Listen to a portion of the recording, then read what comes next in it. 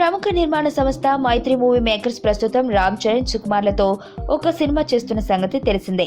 అయితే ఈ ప్రాజెక్టులో ప్రస్తుతం స్టార్ రేసులో ముందున్న లక్కీ హీరోయిన్ అనుపమ పరమేశ్వరన్ను చరణ్ కు జోడీగా తీసుకున్నారని బలమైన వార్తలు వినిపించాయి.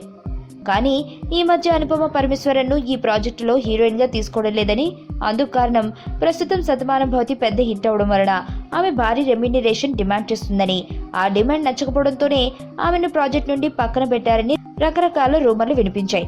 దీంతో మైత్రి మూవీస్ స్వయంగా రంగంలోకి దిగి క్లారిటీ ఇచ్చే ప్రయత్నం చేసింది. ఈ వివరణలో మైత్రి మూవీస్ అనుపమ ఈ ప్రాజెక్టులో చేయడం లేదనేది వాస్తవమని తెలియజేసింది.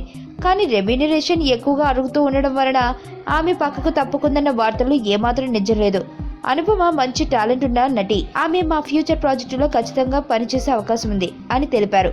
దీంతో కొన్ని రోజులుగా అనుపమపై వస్తున్న రూమర్లకు చెక్ పడింది.